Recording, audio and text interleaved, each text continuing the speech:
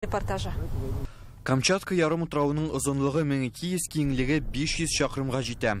Ярларын Тын океан, Беринг һәм Ақот диңгезләре юам. Ул ғорур тау вулканнары ғажайып табиғаты белән сокландырам. Шуңа территорияның 20% диярлек тыюлык булып саналам.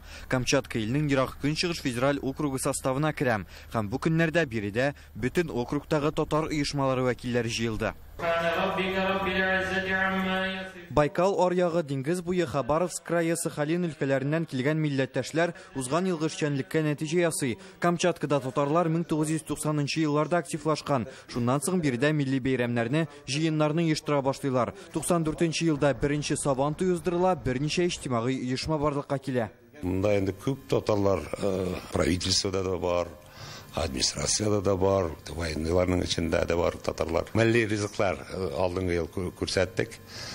Яхшы үтте, адамнар күп булды. Халык ярата.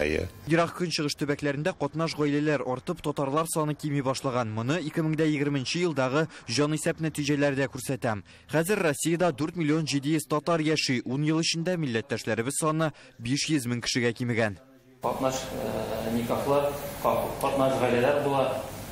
Инде әтиләр үзләренең оныкларына татарча сөйләшәләр дигәннәрендә, аңа карамастан уже оныклары татарча аңламый. Дин инструментлары, мәдрәсәләр булсын, мәктәпләр булсын, субботний воскресный дәресләр булсын, шуның белән берлектә без шушы милләтебезне әлбәттә саклап калабыз. Татарстанда төрле милләт вәкилләре белән халыклар дуслыгы йортларында эшлиләр. Хәзер республикада 13 шундый оешма, 100дән артык милли мәдәни үзәк бар. Мондый оешмаларны республикадан читтә дә күбрәк ачу мөһим ди киңәшмәдә катнашучылар. Халыклар дуслыгы йорты юк.